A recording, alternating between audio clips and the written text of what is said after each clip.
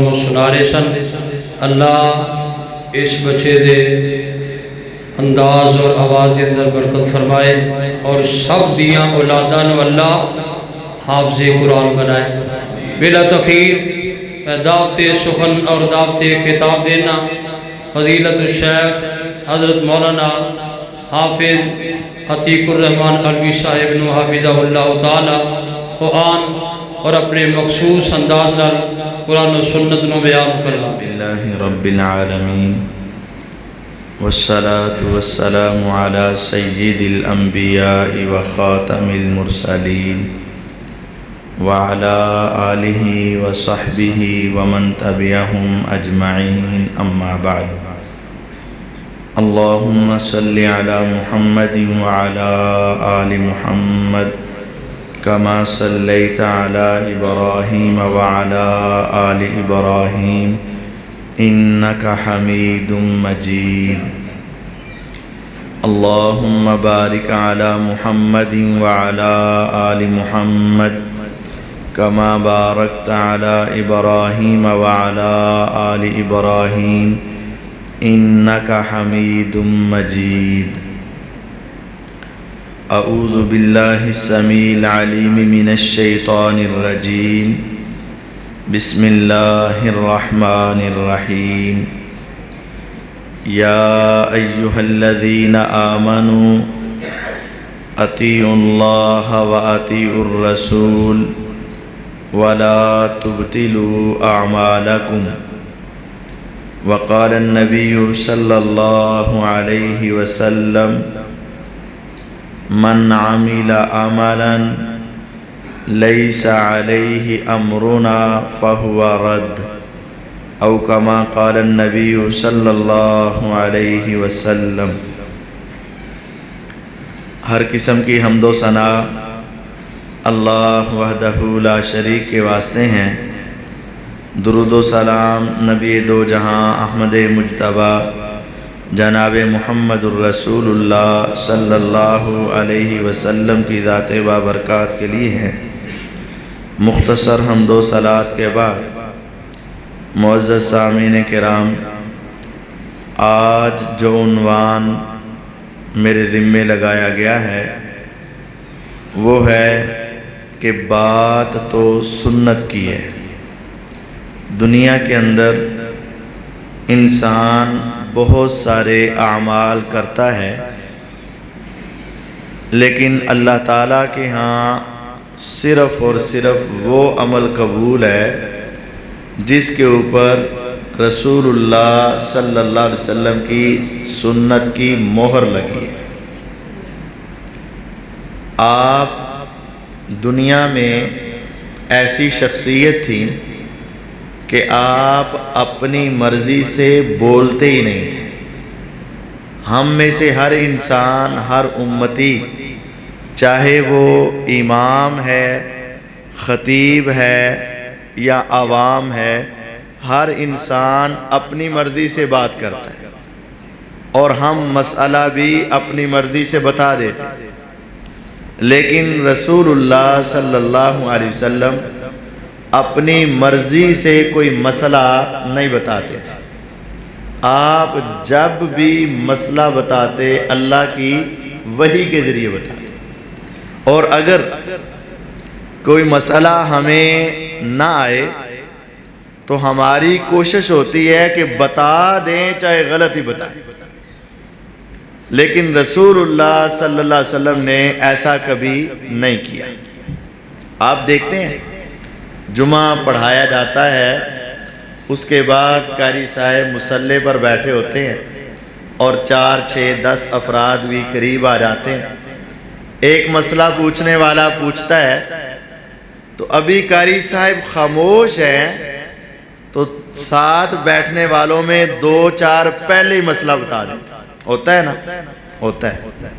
لیکن نبی علیہ الصلوۃ والسلام ایسا نہیں کرتے۔ آپ پر وحی آتی تو آپ مسئلہ بتاتے، اور اگر کسی موقع پر وحی لیٹ ہو گئی تو آپ نے مسئلہ بتانے میں بھی تاخیر کر دی لیٹ کر دیا، فوراً مسئلہ بتایا ہی نہیں۔ آپ جب بھی بولتے تھے آپ اللہ کی وحی کے ذریعے بولتے تھے، آپ اپنی مرضی سے مسئلہ نہیں بتاتے۔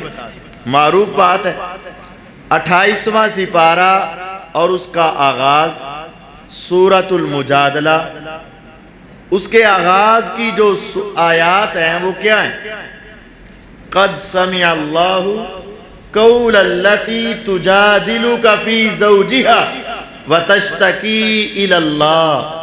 اللہ نے اس عورت کی بات کو سن لیا جو آپ سے بار بار تکرار کر رہی تھی اور وہ اللہ سے شکوے کر رہی تھی، اللہ نے اس کی بات کو سن لیا۔ کیا واقعہ تھا؟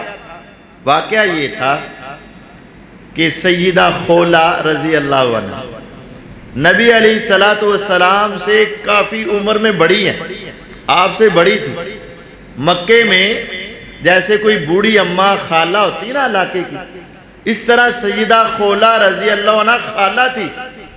نبی علیہ السلام کا نکاح بھی انہوں نے کروایا تھا، سیدہ میمونہ سے، سیدہ خدیجہ سے رضی اللہ عنہ انہوں نے کروایا تھا۔ یہ جو چون اندر تھوڑی آواز کٹ کر انہوں نے بڑی عمر پائی۔ مدینہ طیبہ میں ایک دن ایسا ہوا کہ دوپہر کے وقت بڑے پریشانی کے عالم میں، چہرے کا رنگ اترا ہوا، پریشانی کا عالم چھایا ہوا، لڑکھڑاتے قدموں سے اور بوجھل جسم سے آپ کے دروازے پر آ گئے۔ دروازہ کھٹکھٹایا، اندر آ پہنچی۔ سیدہ عائشہ رضی اللہ عنہ کہتی ہیں میں کمرے میں اور نبی علیہ السلام صحن میں، اور آپ کا گھر کتنا تھا؟ 1.25 مرلے کا۔ صرف آپ کے گھر کا رقبہ کتنا تھا؟ 1.25 مرلہ۔ تو اماں جان کمرے میں اور یہ بوڑھی اماں جان صحن میں نبی علیہ السلام کے سامنے آئیں تو پریشانی کے عالم میں یہ کہہ رہی ہیں اے پیغمبر علیہ السلام، کروں تو کیا کروں، جاؤں تو کدھر جاؤں، میرا بنے گا تو کیا بنے گا؟ فرمایا کیا ہوا؟ کہتی بڑھاپے کا عالم، اس موقع پر میرے خاوند نے مجھے اپنی ماں کی طرح کہہ دیا اور کہہ جس طرح میری ماں میرے اوپر حرام ہے تو بھی میرے اوپر حرام ہے۔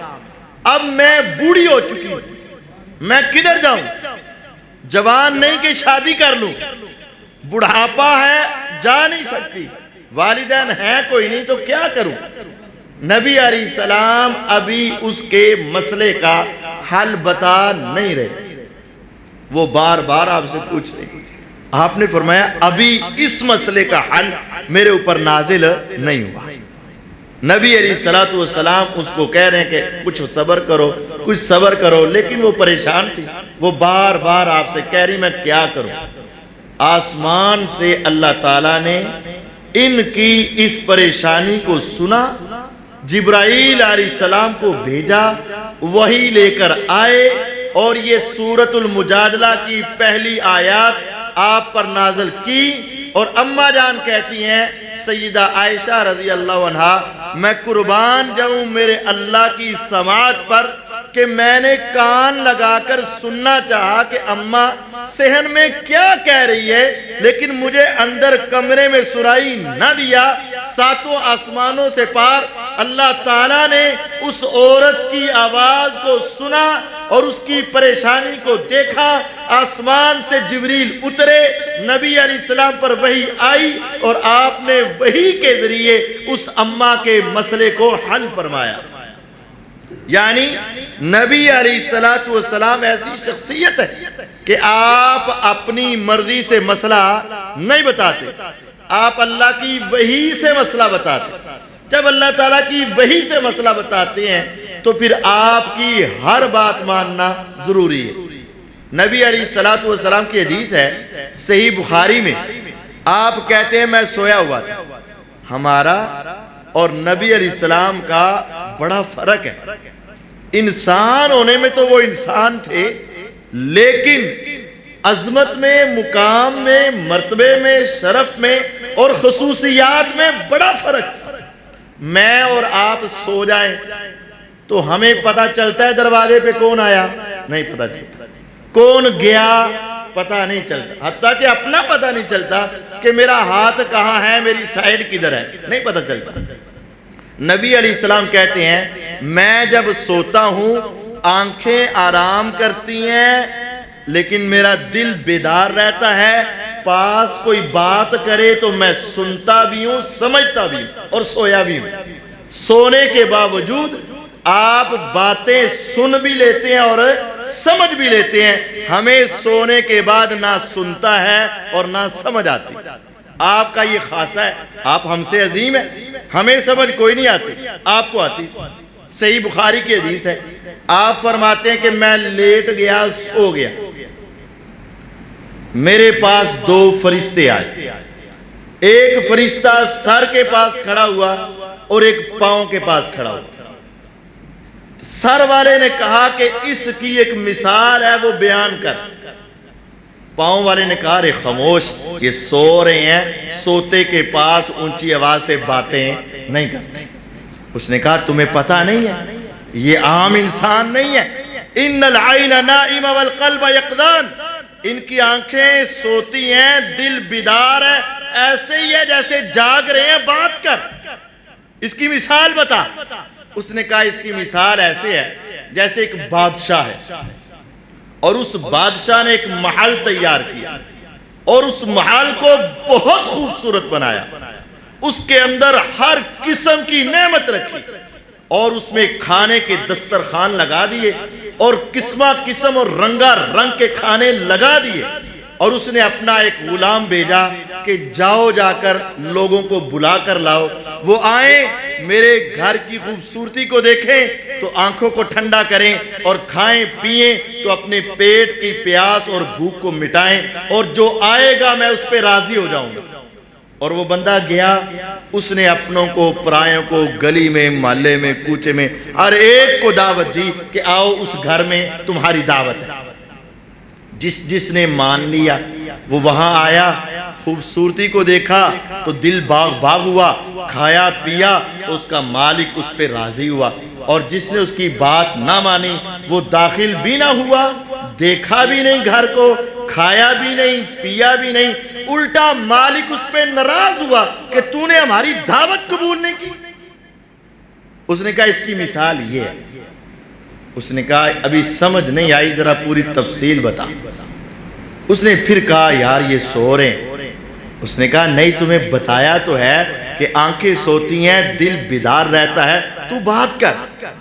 اس نے کہا جو گھر ہے نا اس گھر سے مراد جنت ہے اور جو مالک ہے نا اس سے مراد اللہ ہے، اور جو اس کے اندر کھانے پینے ہیں نا وہ جنت کی نعمتیں ہیں، اور جو مالک نے اپنے غلام کو بھیجا ہے نا اس غلام سے مراد یہ محمد صلی اللہ علیہ وسلم. اللہ نے آسمانوں سے ان کو بھیجا ہے، جنت کی طرف بلانے کے لیے بھیجا ہے. جو ان کی بات مان لے گا نا وہ پکی بات ہے جنت میں چلا جائے، اور جس نے ان کی بات نہ مانی نا وہ جنت میں نہیں جا سکتا. اور پھر ایک جملہ بولا وَمُحَمَّد صلی اللہ علیہ وسلم فرقم بین الناس، یہ پیغمبر علیہ السلام دنیا کے درمیان فرق کرنے والے ہیں. سچے اور جھوٹے کے درمیان فرق یہ پیغمبر کریں گے، کھرے اور کھوٹے کے درمیان فرق یہ نبی کریں گے، حق اور باطل کے درمیان فرق یہ پیغمبر علیہ السلام کریں گے. جس کا عمل، جس کا طریقہ، جس کی نماز، جس کا روزہ، جس کی صدقہ، جس کا حج، جس کی عبادت ان کے طریقے کے مطابق ہوگی وہ سچا ہوگا، وہ کھرا ہوگا، وہ حق پر ہوگا. اور جو ان کے طریقے پر نہیں وہ کھوٹا ہے، جھوٹا ہے، باطل پر ہے اور وہ جنت کے راستے سے ہٹا ہوا ہے. وَمُحَمَّد صلی اللہ علیہ وسلم فرقم بین الناس. یاد رکھو معیار، کسوٹی، پیمانہ تمہارے لیے اسوہ پیغمبر علیہ السلام ہے. جو ان کے ساتھ کا ہے وہ کامیاب ہے، جو نہیں ہے وہ ناکام ہے. بس یہ نبی علیہ السلام ہے، آپ کی شان اور مقام یہ. اور آپ نے فرما دیا تھا کل امتی یدخلون الجنہ، میری ساری امت نے جنت میں جانا الا من ابا، ہاں جو خود کہے میں نے نہیں جانا۔ صحابہ پریشان ہوئے، اے اللہ کے نبی علیہ السلام، دنیا تو ایک ایک مرلے کیا فٹوں کے اوپر مرتی ہے، کروڑوں کیا لاکھوں کی وجہ سے اپنے رشتہ داروں کا قتل کر دیتی ہے، اور آپ کہتے جنت میں جانے سے لوگ انکار کریں گے؟ کیسے انکار کر سکتے؟ وہ جنت، وہ سونے چاندی کے محلات، وہ کھانے پینے ہمیشہ کی نعمتیں، ایسی جوانی کہ کبھی بڑھاپا نہ آئے، ایسی صحت کبھی بیماری نہ آئے، یہ ساری نعمتیں چھوڑ کر کون کہے گا میں جنت میں نہیں جاؤں گا؟ کوئی نہیں کہے گا۔ آپ نے فرمایا نہیں، سنو، من اطاعنی دخل الجنہ ومن عصانی فقد ابا، جس کا عمل میری سنت کے مطابق ہے وہ جنت میں جائے گا، اور جس کا عمل میری سنت کے مطابق نہیں وہ جنت میں نہیں جائے گا۔ اس نے انکار کر دیا۔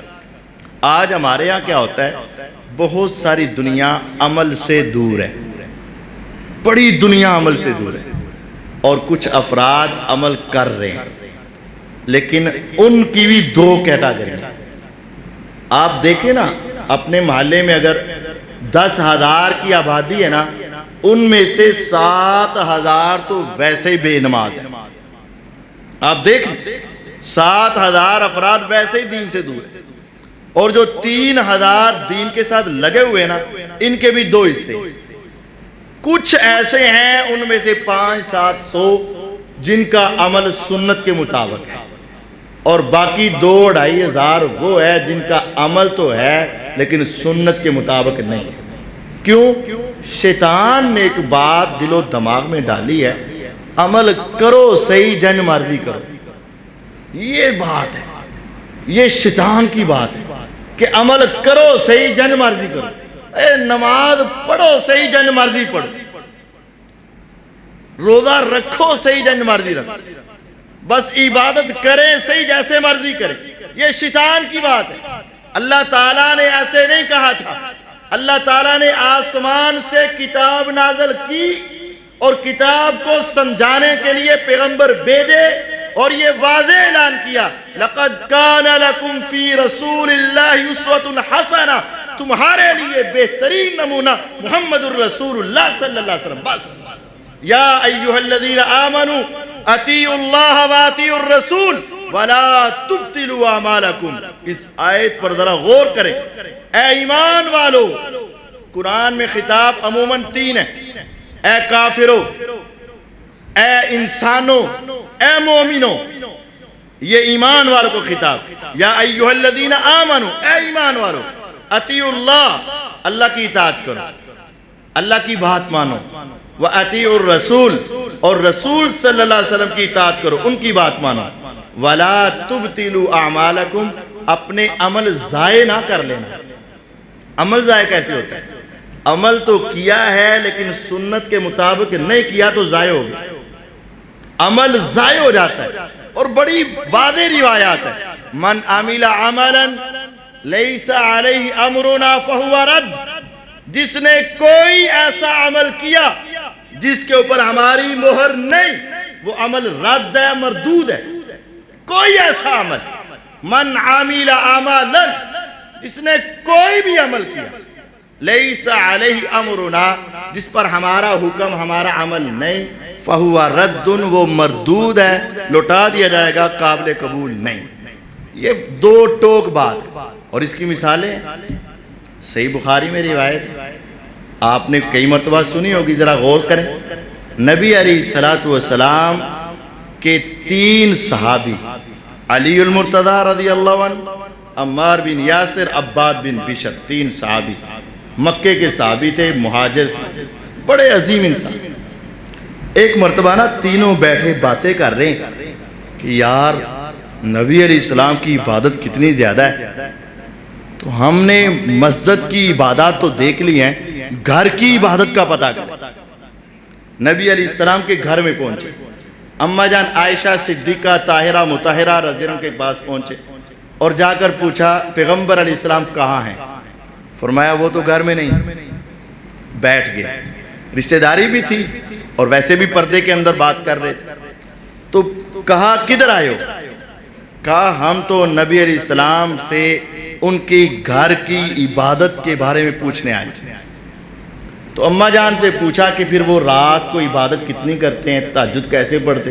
فرمایا لمبی عبادت کرتے، اتنا لمبا قیام کرتے ہیں کہ کھڑے کھڑے پاؤں سوج جاتے ہیں اور بسا اوقات پاؤں سے خون نکلا، اتنا لمبا۔ تینوں ایک دوسرے کے چہرے کی طرف دیکھتے، یار تیری اور میری عبادت کیا؟ وہ تو پیغمبر ویسے ہی بخشے بخشائے، ان کے تو اشاروں سے جنت کے دروازے کھلیں گے، اور ان کے لیے تو جنت ہے ہی ہے، ہمارے لیے کیا ہے؟ اور ہم نیکی میں بڑے پیچھے ہیں۔ تینوں نے کہا چلو بھائی وعدے کرو۔ ایک نے کہا میں وعدہ کرتا ہوں آج کے بعد ساری زندگی جتنی راتیں آئیں گی، اب غور کیجئے گا، آج کے بعد ساری زندگی، میری زندگی میں جتنی راتیں آئیں گی میں کبھی سوؤں گا نہیں، میں نے سونا نہیں۔ تو کیا کرنا ہے؟ مصلی پر اللہ کی عبادت کرنا۔ دوسرے نے کہا اچھا پھر میرا بھی سن لے۔ اس نے کہا آج کے بعد جتنے دن آئیں گے کوئی ایک دن بھی ایسا نہیں ہوگا جس میں میرا روزہ نہ ہو، ساری زندگی روزے ہی رکھوں گا۔ اور تیسرے نے کہا پھر میری بھی سن لو، میں نے آج کے بعد شادی کرنی کوئی نہیں، لا اتزوج النساء، شادی نہیں کرنی۔ تو پھر کیا کرنا ہے؟ شادی کروں گا، بیوی ہوگی، بچے ہوں گے، سسرال ہوں گے، رشتہ دار ہوں گے، ان کے کام کاج ہوں گے، معاملات ہوں گے، ان کو کمانے کے اندر مصروف ہوں گا، میں نے کرنا ہی نہیں، میں نے جنگلات میں نکل جانا ہے اور ساری زندگی اللہ کی عبادت میں لگا دی۔ اب تینوں کی سوچ اچھی ہے کہ نہیں؟ سوچ تو اچھی ہے نا۔ ایک نے ساری رات کیا کرنا ہے؟ اللہ کی عبادت، اور دوسرے نے سارا دن کیا رکھنا ہے؟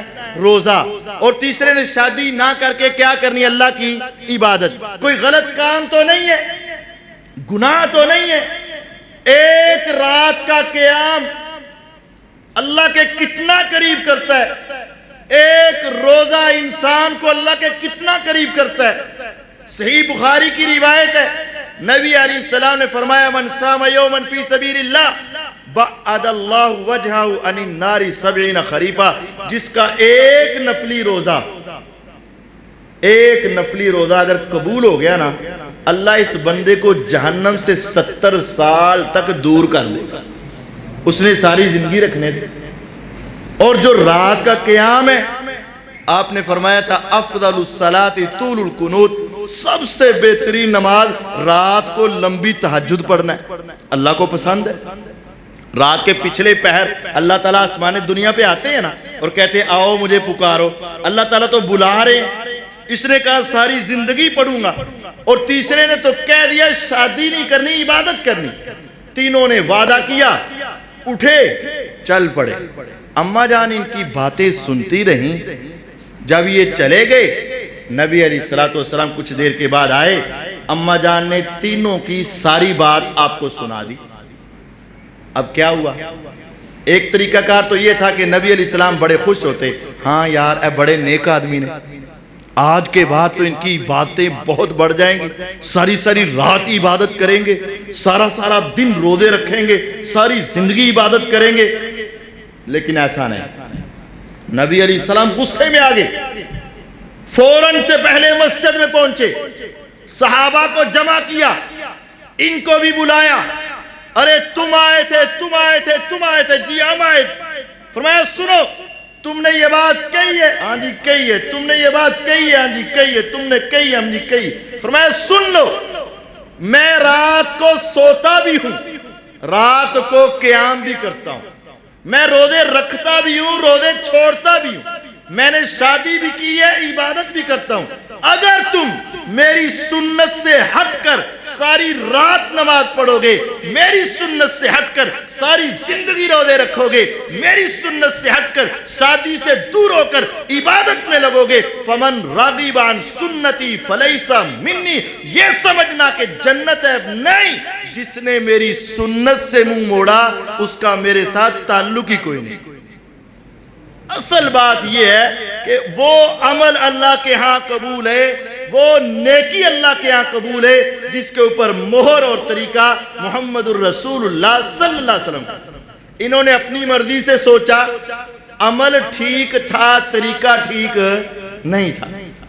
نماز پڑھنا اچھی بات ہے کہ نہیں؟ اچھی بات ہے، لیکن جس طرح انہوں نے کہا وہ اچھی بات نہیں۔ روزہ رکھنا اچھی بات ہے کہ نہیں؟ اچھی بات ہے، لیکن جس طرح انہوں نے کہا وہ درست نہیں۔ عبادت کرنا اچھی بات ہے، جس طرح اس نے سوچا کہ میں شادی کے بغیر عبادت کروں یہ اچھی بات ہے نہیں۔ کیوں؟ یہ طریقہ محمد الرسول اللہ صلی اللہ علیہ وسلم کا نہیں۔ یہاں یہ مسئلہ حل ہو گیا۔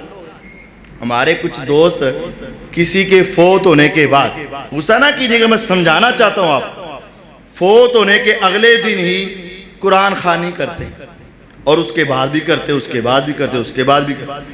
قرآن برا نہیں، قرآن کی تلاوت بری نہیں، جس طرح رات کی عبادت بری نہیں، روزہ برا نہیں، لیکن جو طریقہ انہوں نے اپنانا چاہا وہ طریقہ میرے نبی علیہ السلام کا نہیں۔ اب قرآن کی تلاوت بری نہیں، لیکن جو طریقہ ہمارے ہاں رائج ہے یہ طریقہ رسول اللہ صلی اللہ علیہ وسلم کا نہیں۔ آپ دیکھیں، اٹھائیے قرآن، حدیث، سیرت، فقہ، تاریخ، کچھ اٹھائیں۔ میرے نبی علیہ السلام کی 2 بیویاں آپ کی زندگی میں فوت ہوئیں، خدیجہ رضی اللہ عنہا، زینب رضی اللہ عنہا۔ میرے نبی علیہ السلام کے 3 بیٹے آپ کی زندگی میں فوت ہوئے، قاسم تھا، طاہر و طیب تھا، ابراہیم تھا۔ میرے پیغمبر علیہ السلام کی 3 بیٹیاں آپ کی زندگی میں فوت ہوئیں، رقیہ، زینب، ام کلثوم۔ میرے پیغمبر علیہ السلام کے چچا امیر حمزہ رضی اللہ عنہ آپ کی زندگی میں فوت ہوئے۔ یہ آپ کے گھر کے افراد ہیں۔ اس کے علاوہ 70 صحابہ میدان احد میں شہید ہوئے، 70 صحابہ بیر معونہ پہ شہید ہوئے، 14 صحابہ بدر کے میدان میں شہید ہوئے، 20 صحابہ مدینہ کی وادی میں شہید ہوئے۔ رب کعبہ کی قسم ہے، پورے قرآن میں، پوری حدیث میں، پوری تاریخ میں، پوری سیرت میں کسی جگہ بھی ایک بھی واقعہ نہیں ہے کہ میرے نبی علیہ السلام نے دفن کرنے کے بعد اعلان کیا ہو کل یہ ہوگا اور کل سب اکٹھے ہو کر یہ کام کر رہے ہو، ہمیں دکھاؤ۔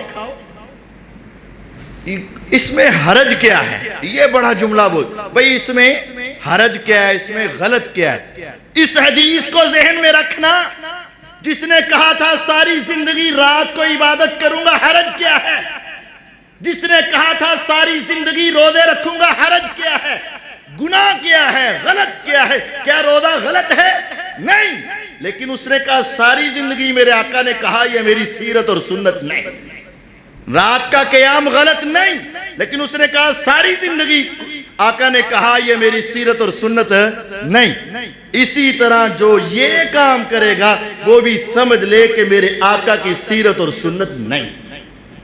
اس سے آگے بڑھیے، میرے نبی علیہ السلام تشریف فرما ہے، حضرت عبداللہ بن زید رضی اللہ عنہ اس حدیث کے راوی ہیں، معروف روایت ہے، پیغمبر علیہ السلام بیٹھے، ایک آدمی آیا، شدید بیاض الثیاب شدید سواد الشعر، بالوں کو دیکھے تو خوب سیاہ، کپڑوں کو دیکھے تو بہت سفید،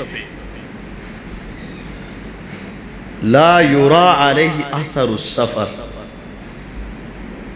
اس کے حلیے کو دیکھتے ہیں تو مسافر نہیں لگتا، دور سے آیا نہیں لگتا، ولا يعرفه منا احد، چہرے کو دیکھتے ہیں تو کوئی ایک بھی اس کو پہچانتا ہی نہیں۔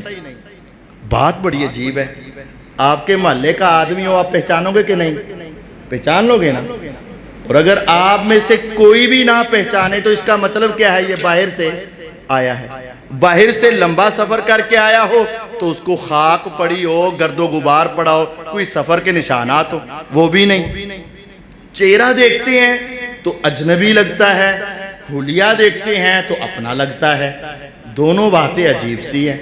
ابھی اسی سوچ و بچار میں ہے تو صحابہ کی صفوں کو چیرتا ہوا وہ آپ کے پاس آ پہنچا۔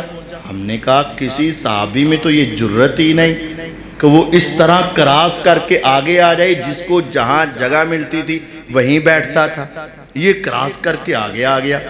ابھی اسی سوچ میں ہے تو وہ آپ کے سامنے بیٹھ کے گھٹنے کے ساتھ گھٹنا جوڑ دیا. نبی علیہ السلام مصلی پر بیٹھے ہیں, اس نے اپنا گوڈے اپنے گھٹنے نبی علیہ السلام کے گھٹنوں کے ساتھ ملا دی. پھر حیران ہوئے, یار یہ کیا, اور ابھی اسی کو سوچ رہے ہیں تو اس نے اپنے ہاتھ نبی علیہ السلام کی رانوں پہ رکھ دیے. ہم اور حیران ہوئے, یہ کیا شخصیت ہے. اب اس نے سوال کر دیا, مل ایمان.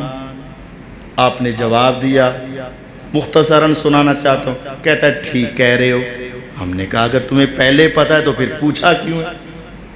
اگر پتا ہے تو پوچھا کیوں؟ تو بعد میں کہہ رہے ہو ٹھیک کہہ رہے ہو. پھر پوچھتا ہے مل اسلام, اسلام کیا ہے؟ آپ نے جواب دیا. جب جواب دیا کہتا ہے ٹھیک کہہ رہے ہو. ہم پھر حیران ہوئے, جب تمہیں پتا ہے تو پوچھا کیوں؟ پھر پوچھتا ہے مل احسان, احسان کیا ہے؟ آپ نے جواب دیا, کہتا ہے ٹھیک ہے. ہم حیران ہو رہے ہیں. پھر وہ پوچھتا ہے قیامت کب آئے گی؟ فرمایا نہ تجھے پتا ہے نہ مجھے پتا ہے. یہ تو تجھے بھی نہیں پتا مجھے بھی نہیں پتا, کیونکہ باقی سوالوں کا تجھے بھی پتا تھا اور مجھے بھی پتا تھا. یہ تو تجھے بھی نہیں پتا مجھے بھی نہیں پتا. تو فرماتا ہے پھر نشانیاں. آپ نے فرمایا نشانیاں یہ ہیں کہ اولادیں نافرمان ہو جائیں گی اور کنگال لوگوں کے پاس پیسہ آ جائے, ایک دم سے امیر ہو جائیں, راتوں رات کروڑ پتی ہو جائیں. یہ قیامت کی نشانی. وہ کہنا یہ آپ بات ٹھیک کہہ رہے ہیں. اتنی باتیں ہوئیں, اٹھا اور چلا گیا. اب صحابہ ان کے بارے میں بڑے حیران. جب وہ چلے گئے نا تو نبی علیہ السلام نے تھوڑی دیر کے بعد عمر رضی اللہ عنہ کو کہا اس کو بلا کر لاؤ. وہ باہر گئے, دائیں بائیں دیکھا, نظر ہی کوئی نہیں آیا. جلدی سے واپس آئے. پیغمبر علیہ السلام وہ تو غائب ہو گیا. آپ نے فرمایا پتہ ہے یہ کون تھا؟ نہیں پہچانتا ہی کوئی نہیں.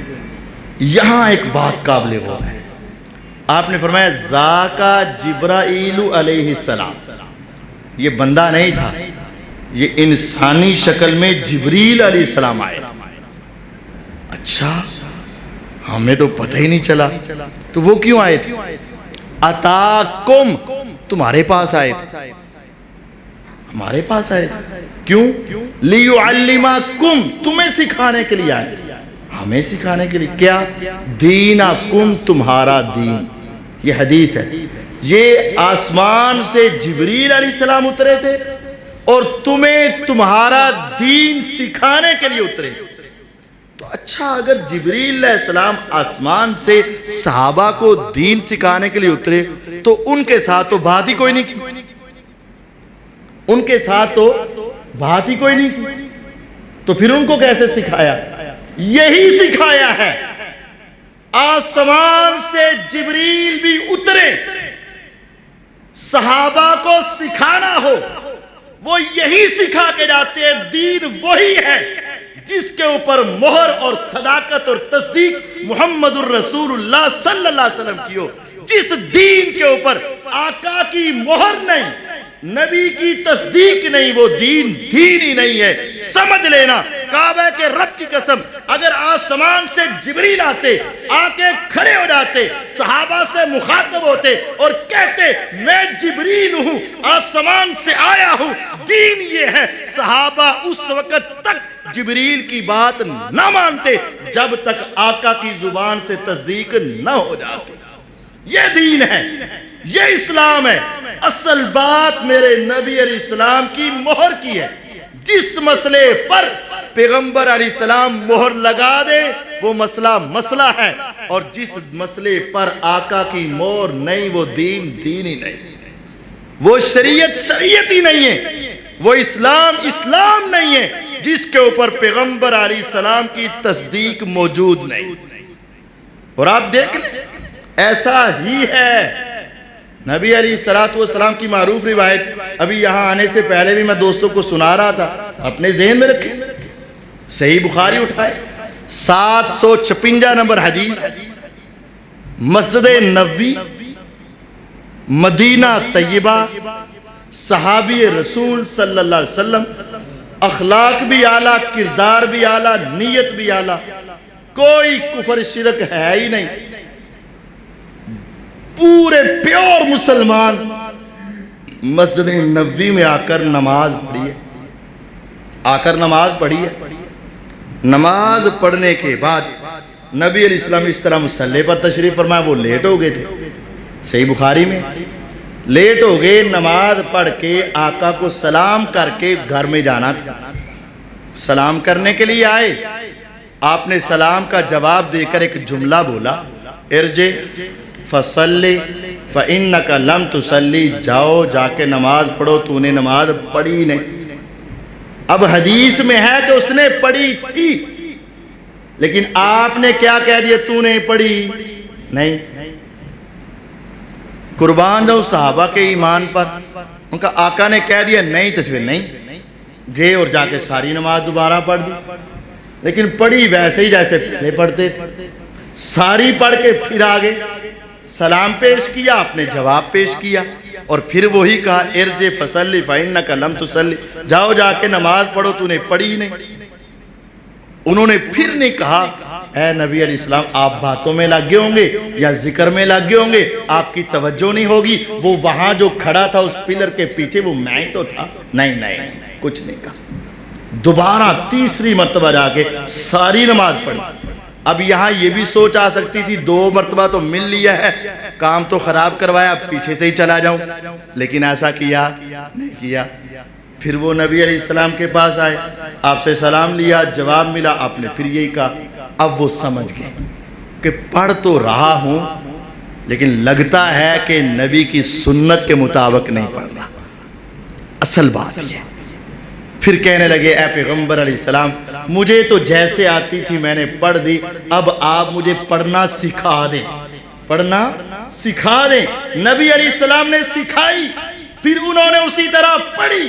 بات واضح ہے، جب تک مسجد نبوی میں پڑھنے والے صحابی ہو، مدینہ پیغمبر کا شہر ہو، لیکن اگر عمل سنت کے مطابق نہیں تو وہ نماز ہی نہیں، بات سنت کی۔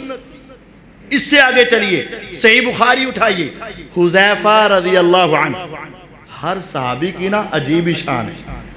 ابو بکر رضی اللہ عنہ کا مقام ہے وہ عمر کا، اور جو عمر کا ہے وہ عثمان کا، اور جو عثمان کا ہے وہ علی کا، اور جو علی کا ہے وہ کسی اور صحابی کا نہیں، رضی اللہ عنہم اجمعین، اللہ سب سے راضی۔ حذیفہ کی بھی بڑی شان، حذیفہ بن یمان رضی اللہ عنہ، بڑے پکے صحابی تھے۔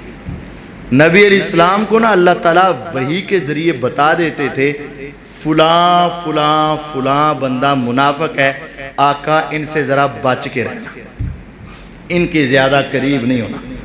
نبی علیہ السلام نے مدینے میں 20 منافقوں میں سے کسی ایک منافق کا بھی کسی صحابی کو نہیں بتایا، بس وہ راز ہی رکھا، صرف ایک کو بتایا، کس کو؟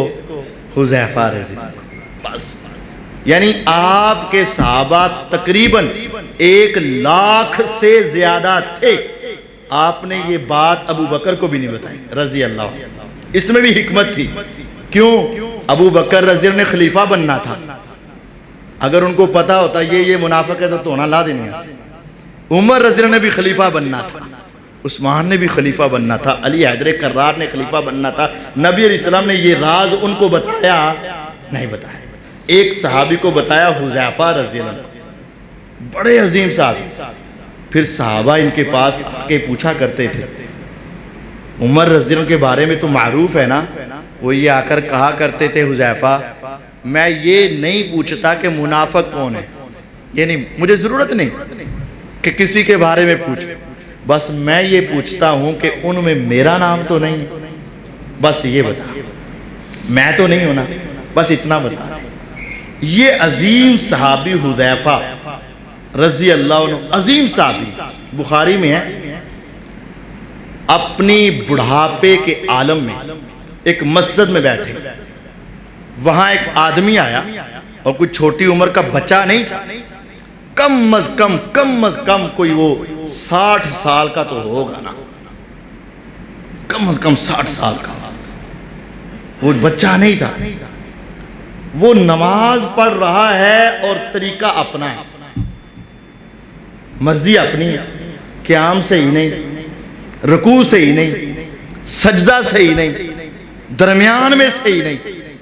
حدیث ہے بخاری کی، حذیفہ رضی اللہ عنہ نماز کے بعد اس کو اپنے پاس بٹھا لیتے ہیں، پہلا سوال کرتے ہیں، منذ کم تصلی، اے جوان بتا تجھے نماز پڑھتے کتنی دیر ہوئی ہے؟ نیا نیا مسلمان ہے، ابھی دین سیکھ رہا ہے۔ اس نے بھی آگے سے کہا، بزرگو میں کوئی نواں مسلمان نہیں، منذ 40 سنہ، مجھے اس طرح نماز پڑھتے زندگی کے 40 سال گزر چکے، 40 سال کا نمازی ہوں، کوئی نماز میری چھوٹی نہیں ہے۔ منذ 40 سنہ، 40 سال زندگی کے میری عبادت کرتے ہوئے اور نماز پڑھتے گزر چکی ہے۔ حذیفہ کیا کہتے ہیں؟ واللہ ما صلیت واحدہ، اللہ کی قسم میں تمہیں کہتا ہوں تو 40 سال کیا، 40 مہینے کیا، 40 دن کیا، 40 نمازیں کیا، میں تمہیں کہتا ہوں تو نے زندگی میں ایک بھی نہیں پڑھی، تو نے ایک بھی نہیں پڑھی۔ وَلَوْ مُتَّ عَلَى غَيْرِ سُنَّتِ محمد صلی اللہ علیہ وسلم، اگر تجھے ایسے ہی موت آ جائے تو میرے آقا کی سنت پر تیری موت نہیں آئے گی۔ کیوں کہا؟ کس نے اختیار دیا تھا؟ کیوں کہا؟ صرف اس وجہ سے کہا کہ ان کا طریقہ میرے آقا کی سنت کے مطابق نہیں، اور جس کا عمل میرے آقا کی سنت کے مطابق نہیں اس کا عمل قبول ہی نہیں۔ بس آپ دیکھیں قربانی کا موسم آ رہا ہے، اللہ تعالیٰ سب کو توفیق دے قربانی کرنے، لیکن یہاں کیا ہے؟ ابھی بات واضح ہو جاتی ہے۔ قاری صاحب کے پاس آتے ہیں، قاری صاحب بکرے کا کان کاٹا ہوا ہے آدھا، حلال ہے؟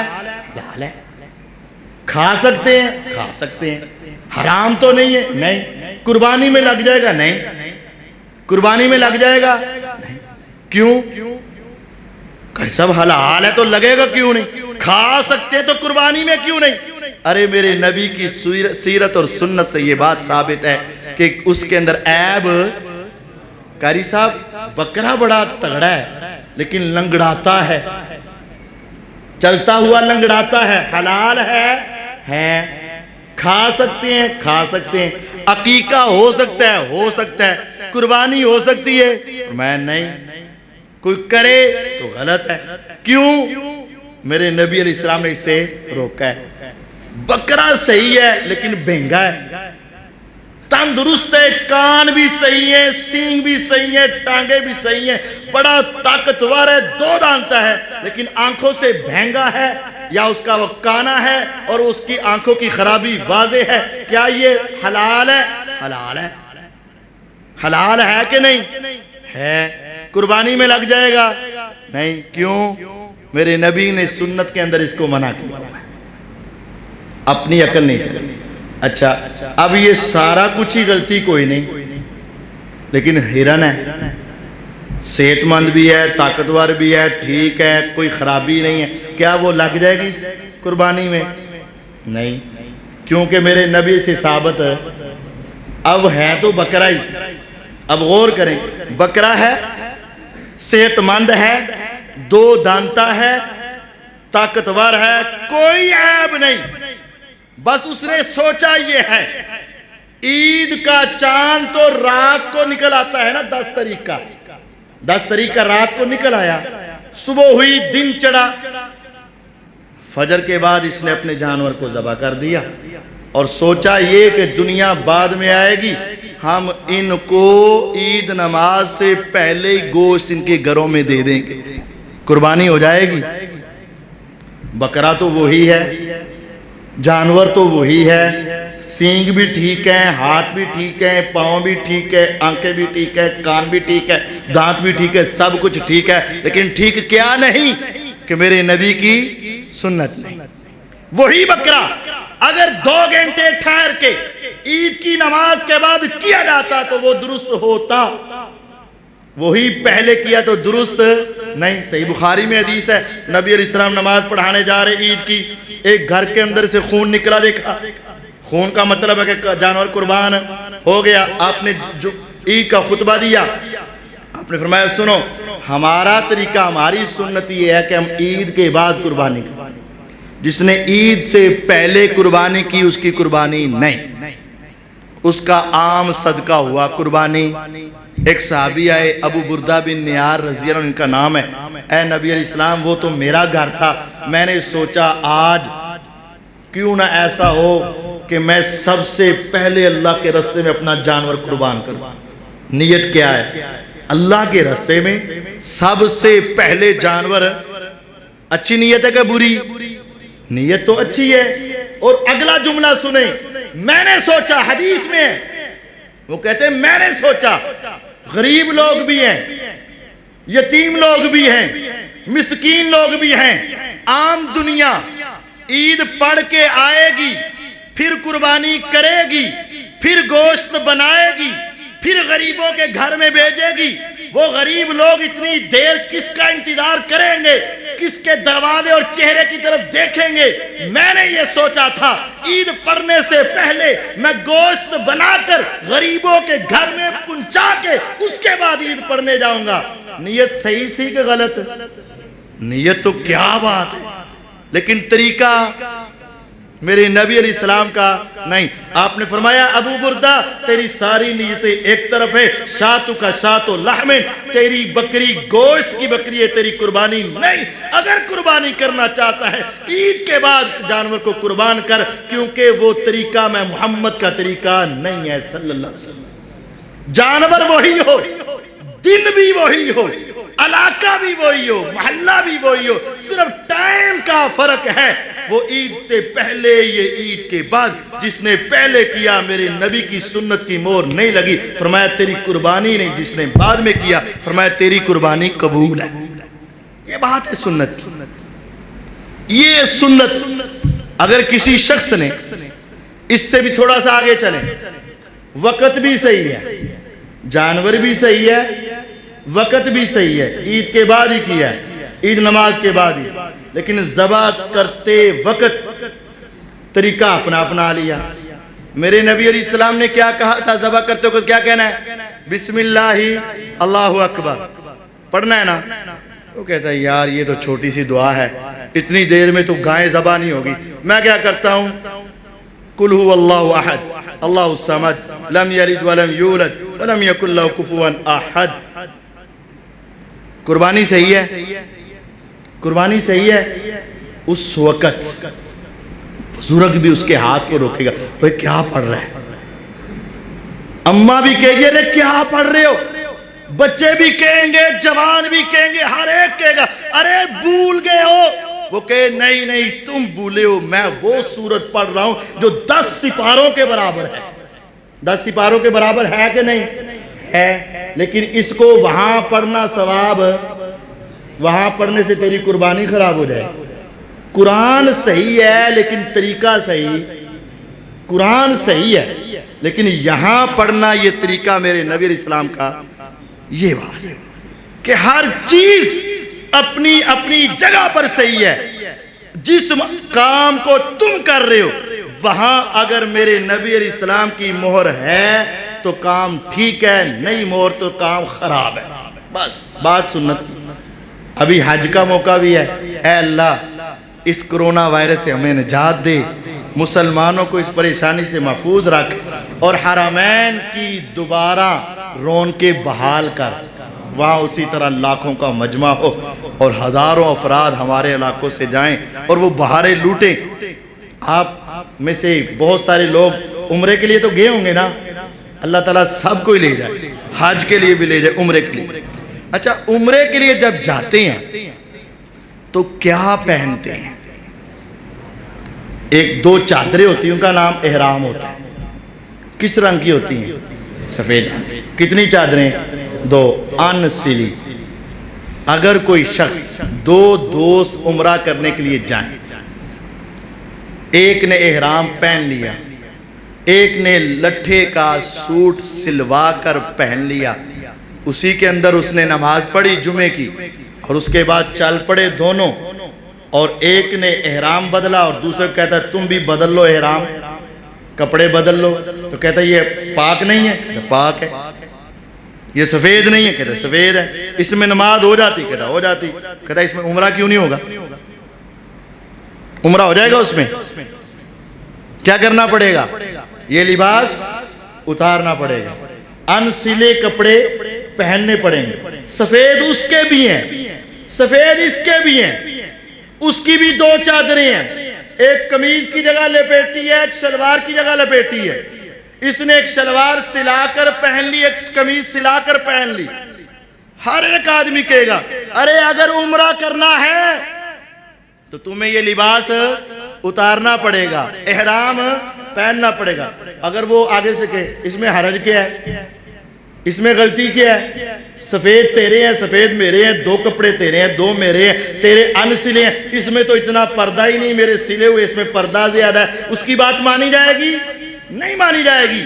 बड़ा भी कहेगा, छोटा भी कहेगा, आलिम भी कहेगा, गैर आलिम भी कहेगा, मुफ्ती भी कहेगा, गैर मुफ्ती भी कहेगा, तेरी अकलें सारी पीछे। मेरे आका ने जब उम्रा किया था, मेरे नबी ने जब हज किया था, 2 चादरें एहराम की पहनी थी। अगर उम्रा या हज करना है, ये लिबास उतारना होगा। पाक होना अपनी जगह पर, साफ होना अपनी जगह पर, उम्दा होना अपनी जगह पर। लेकिन अगर उम्रा करना है तो ये लिबास उतार कर एहराम पहनना पड़ेगा, क्योंकि बात सुन्नत की है, सिर्फ तेरी मर्जी की नहीं है, बात सुन्नत की है। अच्छा जी, उसने इनकी बात मान के ये लिबास उतार दिया और वो लिबास पहन लिया। लेकिन मानना थोड़ी देर के बाद, कहाँ? मक्के जाके। हालांकि एहराम कहाँ पहनना था? मीकात में, है ना? मीकात से अगर इसने आगे जाकर एहराम पहना कि भाई उम्रा तो मैं उथे जाके करना है, रास्ते में पहनने की क्या जरूरत है, तो क्या उसका उम्रा सही होगा? उसको जर्माना पड़ेगा कि नहीं? क्यों पड़ेगा? क्योंकि मेरे नबी अलैहिस्सलाम ने जहां एहराम बांधा वहां एहराम बांधना जरूरी। उससे आगे चले गए बगैर एहराम के तो उसका उम्रा दुरुस्त नहीं। अब आगे पहुंच गया, बैतुल्लाह के गिर्द कितने चक्कर लगाने हैं? 7। अगर वो कहे मेरा तो दिल ही बड़ा तरस रहा था, मेरा तो दिल ही बड़ा तड़प रहा था, और मेरी तो सारी जिंदगी की तमन्ना ये थी कि मैं बैतुल्लाह के गिर्द चक्कर लगाऊं, मेरा जी ये चाहता है मैं 8 चक्कर लगाऊं, लगाने दोगे? नहीं लगाने दोगे। इसमें बुरा क्या है? इसमें गलत क्या है? मैंने बैतुल्लाह के गिर्द चक्कर लगाने हैं, अल्लाह के घर के गिर्द घूमना है, मैंने उसके गिर्द चक्कर लगा के अल्लाह को याद करना है। कहा रहेगा तेरी अकल, तेरी सोच, तेरी फिक्र, तेरी सारी बातें अपनी जगह पर, लेकिन मेरे नबी ने ना 6 लगाए ना 8 लगाए। 6 लगाएगा तब भी गलत है, 8 लगाएगा तब भी गलत है। बात यहां भी सुन्नत की है। मेरे नबी अलैहिस्सलाम ने 7 लगाए, तू 7 लगाएगा तो तेरा तवाफ सही है, वरना तेरा तवाफ सही नहीं। हाँ, एक वद करना हरज की है। हमेशा हर बिदत के बारे में यही पूछते हैं ना, इसमें गुनाह कोई कौन सी बात है, इसमें मना क्या है, इसमें गलत क्या है, इसमें बुरा क्या है? यहां बताए वो 7 के बजाय 8 चक्कर लगाए, 9 लगाए, गलत है कि नहीं?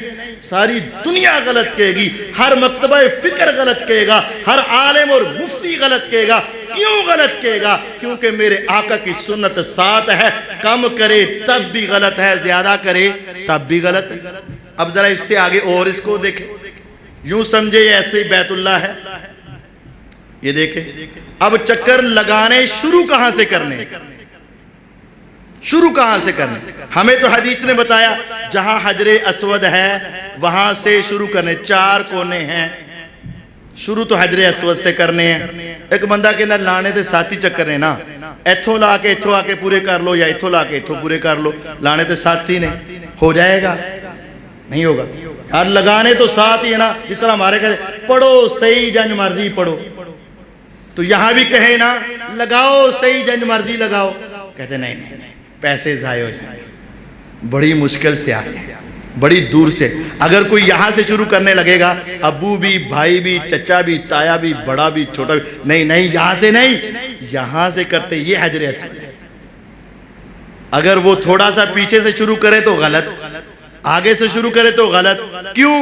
بات سنت کی ہے۔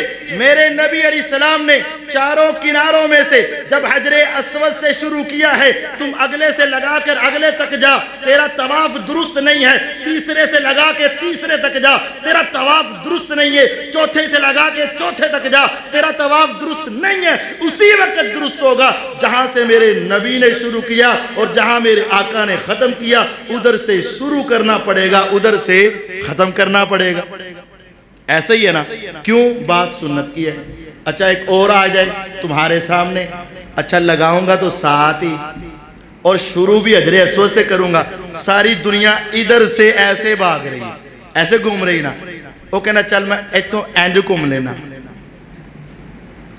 ہے تو حجر بیت اللہ، مطاف وہی علاقہ وہی جگہ، جدھر سے شروع کرنا ہے ادھر سے کروں گا، جہاں ختم کرنا ہے وہاں ختم کروں گا۔ دنیا ایسے جا رہی، میں ایسے آ رہا، تو لگانے تو چکر ہی ہے نا، تو درست ہے؟ نہیں درست ہے۔ کیوں نہیں درست ہے؟ بھئی چکر تو میں نے لگائے ہیں، نیت بھی میری ٹھیک ہے، بیت اللہ کے گرد گھوما ہوں، اللہ سے دعائیں کی ہیں، وہ رب قبول کرنے والا ہے۔ ادھر سے لگاؤ تب بھی کرتا ہے، ادھر سے لگاؤ تب بھی کرتا ہے، کہو گے نہیں قاری صاحب غلط کر رہے ہو، حضرت صاحب غلط کر رہے ہو۔ ہر آدمی کہے گا بیٹا، او بھائی، او چچا، او تایا، او میرے بزرگوں، تمہیں غلطی لگ رہی ہے، ادھر سے نہیں ادھر سے آؤ، چکر اسی علاقے کے، اسی بیت اللہ کے، اسی مطاف میں، اسی صحن میں، اتنے ہی چکر وہاں سے شروع کیے ہیں، لیکن طریقہ وہ ہوگا جو محمد الرسول اللہ صلی اللہ علیہ وسلم۔ اگر اس سے آگے پیچھے ہٹو گے تو وہ قبول نہیں ہوگا۔ اب اس سے آگے چلیے کہ آپ نے طواف تو کر لیا، 7 چکر لگا لیے، 7 چکر کے بعد کیا ہوتا ہے؟ اس کے بعد مقام ابراہیم پہ 2 رکعت پڑھنی ہے، مقام ابراہیم کے پیچھے 2 رکعت پڑھنی ہے۔ کہتا میرا دل بڑا ہلکا ہوا ہے، بڑا سکون آ رہا ہے، میں 2 نہیں میں 4 پڑھوں گا۔ اس کو پڑھنے دیں گے؟ نہیں پڑھنے دیں گے۔ بھئی نفل عام جگہ پہ چاہے تو 2 کے بجائے 100 پڑھ، لیکن اس مقام پر میرے نبی علیہ السلام نے 2 پڑھے، تمہیں کتنے پڑھنے پڑیں گے؟ 2 پڑھنے پڑیں گے۔ اس کے بعد وہ گیا صفا مروہ کی سعی کرنے لگا، سعی کرتے ہوئے بڑا سکون آیا، سیدہ ہاجرہ کی یاد تازہ ہوئی، کہتے ہیں 7 کے بجائے 8 چکر لگا لوں، لگانے دو گے؟ نہیں لگانے۔ اسی طرح آپ سارے دین کو آگے سمجھتے جائیں۔ نماز شروع کر لی، قیام کے اندر اللہم صلی علی محمد وعلی آل محمد پڑھنے دو گے؟ درود کے منکر ہو؟ نہیں، درود کے منکر میں نہیں، لیکن اس مقام پر میرے نبی علیہ السلام نے درود پڑھا، اس وجہ سے کھڑے ہو کر تو نے قیام میں درود نہیں پڑھنا۔ وہ رکوع میں گیا، رکوع میں درود پڑھنے لگا، تمہارا بیٹا تمہارے ساتھ نماز پڑھ رہا ہے، وہ رکوع میں درود پڑھ رہا ہے، نماز کے بعد روکو گے کہ نہیں روکو گے؟ روکیں گے، سمجھائیں گے، بتائیں گے۔ کیا تم درود کے منکر ہو؟ درود کے منکر نہیں، بات سنت کی ہے۔ ہر عمل، ہر کام، ہر طریقہ، ہر عبادت، تمام اعمال اگر میرے نبی علیہ السلام کی سنت کے مطابق ہیں تو اللہ کے ہاں قبول ہیں، سنت کے مطابق نہیں تو قبول نہیں۔ یہ ایک نہیں 20 مثالیں۔ اور پھر یاد رکھیے، اگر کوئی شخص اپنی مرضی کے عمل کرتا رہا اور اس دنیا سے چلا گیا، یہ آخری بات ہے، پھر وہ قیامت کے دن اتنا پچھتائے گا، لیکن اس کا پچھتانا کوئی کام نہیں آئے گا۔ قاری صاحب پڑھ رہے ہیں، وقال یا ویلتا لیتنی لم اتخذ فلانا خلیلا، کہے گا کاش میں فلاں کو اپنا دوست نہ بناتا، یا لیتنی اتخذت مع الرسول سبیلا، کاش میں رسول کے رستے کو پکڑ لیتا۔ 2 باتیں کر رہا ہے، ایک کہہ رہا ہے کاش میں فلاں کو اپنا دوست نہ بناتا۔ پڑھ لینا اپنے گھروں میں جا کے 19واں سپارہ، 19ویں سپارے کا پہلا صفحہ، بس پہلے صفحے پر دیکھ لینا قیامت کے دن یوم یعض الظالم علی یدی، بندہ خود اپنے جسم کے اوپر چکیاں کاٹے گا، اپنے جسم کو نوچے گا. یعض الظالم علی یدی، اپنے ہاتھ کاٹ کاٹ کر غصے میں کھائے گا. یا ویلتا لیتنی لم اتخذ فلانا خلیلا، کاش میں فلانے کو اپنا دوست نہ بناتا، اس نے مجھے سیدھے رستے سے گمراہ کر کے رکھ دیا. یا لیتنی اتخذت مع الرسول سبیلا، کاش میں اس کو چھوڑ کر اپنے پیغمبر کا رستہ پکڑ لیتا اور آج میری جنت کا راستہ سیدھا ہو جاتا. صحابہ آئے، اے نبی علیہ السلام آج تو آپ ہمارے چہروں سے واقف ہیں، ناموں سے واقف ہیں، آپ ہمیں پہچان رہے ہیں کیونکہ ہم روزانہ آپ کی ملاقات ہو رہی. قیامت کا دن، کروڑوں نہیں، اربوں نہیں، کھربوں دنیا، ایک دنیا کا رش، اور آپ کا درجہ ساری انسانیت سے اعلیٰ. تو اس دن آپ ہمیں پہچانیں گے؟ میں ہاں. اے نبی علیہ السلام قیامت کو آپ ہمیں پہچان نہیں؟ فرمایا ہاں. کیسے؟ اتنی دنیا میں کیسے پہچانیں گے؟ فرمایا میں پہچانوں گا. پھر آپ نے مثال دی. آپ نے فرمایا مجھے یہ بتاؤ، ایک آدمی کا گھوڑوں کا استبل ہو جس میں ہزاروں گھوڑے، سارے سخت ترین سیاہ، سخت سیاہ، تہمن بہمن، لیکن ایک ایسا گھوڑا ہے جس کو اوپر سے دیکھو تو پیشانی چمک رہی، سامنے سے دیکھو تو سامنے والے پاؤں چمک رہے، پیچھے سے دیکھو تو پیچھے والے پاؤں چمک رہے. تو کیا ہزاروں سیاہ گھوڑوں میں وہ چمکتا ہوا گھوڑا دور سے نظر آئے گا کہ نہیں؟ آئے گا. یہ بات ہے، چہرہ بھی چمک رہا ہے، پاؤں بھی چمک رہے ہیں، اگلے بھی پچھلے بھی نظر آ جائے گا، ہزاروں سیاہ میں سے بھی آ جائے گا. فرمایا یہی بات ہے، جب تم وضو کرتے ہو نا، تمہارے ہاتھوں پہ بازوؤں پہ پانی لگتا ہے، تمہارے چہرے پہ پانی لگتا ہے، تمہارے پاؤں پہ لگتا ہے. قیامت کو یہ تمہارے چمک رہے ہوں گے، باقی جس نے وضو نہیں کیا وہ سارے کالے سیاہ ہوں گے اور تمہارے چمک رہے ہوں گے، اور میں تمہیں چمکتا چمکتا دیکھ کر پہچان لوں. صحابہ خوش ہو گئے. پھر آپ نے فرمایا ہاں ایک بات سنو، قیامت کے روز میں حوض کوثر پر ہوں گا اور میں اپنے ہاتھ سے لوگوں کو پانی پلا رہا ہوں. کیا منظر ہوگا، آپ کے سامنے حوض کوثر ہوگا، ادھر ابو بکر ہوں گے اور ادھر عمر فاروق ہوں گے. جو ان کا نام سننا پسند نہیں کرتے وہ تو وہاں نہیں آئیں گے، جو ان کو گالیاں دیتے ہیں ان کو وہاں توفیق نہیں ملے گی، جو عمر کے راستے پہ آنا نہیں چاہتے وہ تو وہاں نہیں آئیں گے. لیکن ابو بکر رضی اللہ عنہ آپ کے ساتھ ہیں، عمر رضی اللہ عنہ آپ کے ساتھ ہیں. حدیث میں ہے کہ وہاں برتنوں کی تعداد اتنی ہے جتنی آسمان کے ستارے ہیں، نہ دنیا گن سکی ہے نہ گن سکے گی، برتنوں کی تعداد اتنی ہے. فرمایا میں اپنی امت کے آمد کے انتظار میں وہاں کھڑا ہوں گا اور ایک پورا گروہ دوڑتا آئے گا.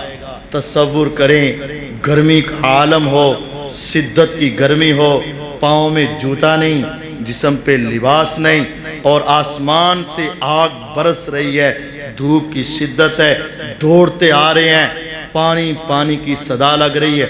آپ بے تابی سے ان کا انتظار کر رہے ہیں، بس قریب پہنچ ہی رہے تھے، صرف چند گز کا فاصلہ تھا. احیط بینہما بجدار، احیل بینہما بجدار، اچانک دیوار آ جائے. ان کو بھی تڑپ ہوگی کہ جلدی پہنچے اور آپ کو بھی تمنا ہوگی جلدی آ جائیں. فرمایا میں بے ساختہ پکار اٹھاؤں گا، امتی امتی، اصحابی اصحابی. اے فرشتو دیوار ہٹا دو، تمہیں نظر نہیں آ رہا، ان کے چہرے چمک رہے، ہاتھ چمک رہے، پاؤں چمک رہے، یہ میرے امتی ہیں، یہ میرے امتی ہیں، یہ میرے امتی ہیں. پیچھے کرو دیوار، میں پلانا چاہتا ہوں ان کو حوض کوثر سے پانی. آگے سے جواب آئے گا، آقا آپ نے سچ دیکھا، چہرہ چمک رہا ہے، ہاتھ چمک رہے ہیں، پاؤں چمک رہے ہیں، امتی آپ کے ہیں، لیکن انک لا تدری ما احدثوا بعدک، تمہیں کیا پتا کہ تمہارے جانے کے بعد دین میں اپنی طرف سے آغاز دین میں بدعات، دین میں اضافہ، دین میں ایجادات، دین کے اندر کیا کیا نئے کام نکال رکھے تھے، آپ کو جب یہ بتایا جائے گا آپ فرمائیں گے سوکن سوکن لمن غیر آبادی، تباہ کر دو ان کو، برباد کر دو ان کو، دفع کر دو ان کو، دور کر دو ان کو ہلاک کر کے رکھ دو، جنہوں نے میرے دین کو بدلا میں ان کی شکلیں دیکھنے کے لیے بھی تیار نہیں۔ امتی آپ کے ہوں گے، ہاتھ چمک رہے ہوں گے، چہرے چمک رہے ہوں گے، پاؤں چمک رہے ہوں گے، یہ ان کی بات نہیں جنہوں نے کبھی نماز ہی نہیں پڑھی، اس کا تو چمکے گا ہی نہیں۔ یہ اس کی بات نہیں جس نے دین کو سمجھا ہی نہیں، اس کا تو چمکے گا ہی نہیں۔ یہ اس کی بات ہے جس کے ماتھے پہ محراب بنے ہوئے، جس کی زندگی عبادت میں گزری ہوگی، جس کی ساری زندگی وضو کر کر کے ہاتھ چمک رہے ہوں گے، لیکن مرضی کی نمازیں، مرضی کے روزے، مرضی کی زکوٰۃ، مرضی کی عبادت صرف یہی سمجھتے رہے، پڑھو صحیح پڑھو صحیح پڑھو صحیح، جنگ مرضی پڑھو۔ فرمایا نہیں، انک لا تدری ما احدث بعدک، تمہیں کیا پتا انہوں نے دین کیسے بدلا۔ وہی پیغمبر علیہ السلام جو چند لمحے پہلے ان کے لیے تڑپ رہے تھے، اب ان کی زبان سے ان کے لیے بد دعا نکل رہی ہے، ان کو برباد کر دیا جائے۔ انہوں نے میرے دین کو بدل دیا، میری شریعت کو بدل دیا۔ اصل بات یہ ہے من عامل عملا لیس علیہ امرنا فہو رد، جس نے بھی کوئی ایسا عمل کیا جو میرے نبی علیہ السلام کی سنت کے مطابق نہیں، وہ مردود ہے۔ کرنے والا کوئی بھی ہو اور جس نے عمل میرے آقا کی سنت کے مطابق کیا وہ عمل قبول ہے، کرنے والا کوئی بھی ہو۔ ہمیں ہر قدم پھونک پھونک کر اٹھانا ہوگا، سوچ سوچ کر اٹھانا ہوگا، پرکھ پرکھ کے اٹھانا ہوگا، یہ میرے نبی کی سیرت ہے یا نہیں، سنت ہے یا نہیں۔ عقل کو پیچھے کرو، سوچ کو پیچھے کرو، دنیا کی باتیں پیچھے کرو، قرآن اور حدیث کو آگے رکھو، اسی میں کامیابی ہے، اسی میں کامرانی ہے۔ اللہ تعالیٰ مجھے اور آپ کو نبی علیہ السلام کی سیرت اور سنت سے سچا پیار کرنے کی توفیق عطا فرمائے۔ وآخر دعوانا ان الحمدللہ رب العالمین۔ رب لك الحمد كما ينبغي لجلال وجهك ولعظيم سلطانك، اللهم صل على محمد وعلى آل محمد كما صليت على إبراهيم وعلى آل إبراهيم إنك حميد مجيد، اللهم بارك على محمد وعلى آل محمد كما باركت على إبراهيم وعلى آل إبراهيم إنك حميد مجيد، اللهم ربنا آتنا في الدنيا حسنة وفي الآخرة حسنة وقنا عذاب النار، ربنا ظلمنا أنفسنا وإن لم تغفر لنا وترحمنا لنكونن من الخاسرين، اللهم اذهب الباس رب الناس واشف أنت الشافي لا شفاء إلا شفاؤك شفاء لا يغادر سقما۔ مولا کریم جتنے مسلمان بیمار ہیں سب کو شفا عطا فرما، اے اللہ بھائی انور صاحب بیمار ہیں ان کو صحت کاملہ عاجلہ عطا فرما، اے اللہ انور بھائی کی ہمشیرہ بیمار ہیں ان کو صحت کاملہ عاجلہ عطا فرما، اے اللہ جتنے مسلمان اسپتالوں میں بیمار، گھروں میں بیمار، یہاں بیمار، اے اللہ سارے بیماروں کو صحت کاملہ عاجلہ عطا فرما، اے اللہ جتنے مسلمان توحید والے تیرے پاس پہنچ چکے اے اللہ تو ان سب کو معاف فرما، اے اللہ ان کے آخرت کے سفر کو آسان فرما، اے اللہ مسلمانوں کی مدد فرما، اے اللہ کشمیر کے مسلمان، فلسطین کے مسلمان، شام کے مسلمان، اے اللہ جو مظلوم مسلمان ہیں ان کی مدد فرما، اے اللہ ظالموں کو تباہ و برباد کر دے، اے اللہ ظالموں کو نیست و نابود کر دے، اے اللہ مسلمانوں کو فتح عطا فرما، اے اللہ مسلمانوں کی مدد فرما، اے اللہ جتنے تیرے بندے تیری بندیاں تیرے سامنے دین کے لیے اپنی جولیوں کو پھیلا کر بیٹھے اللہ ان کی نیک تمناؤں کو پورا فرما، اے اللہ ان کی نیک آرزوؤں کو پورا فرما۔ اے اللہ جو تیرے دین کو سننے کے لیے تیرے گھر کو آباد کر رہے ہیں، اے اللہ تو ان کے دونوں جہانوں کو آباد فرما۔ اے اللہ تو ان کے دونوں گھروں کو آباد فرما۔ اے اللہ یہ تیرے بندے تیرے دین کو سننے کے لیے آئے، اے اللہ سب کا یہاں مل بیٹھنا قبول فرما۔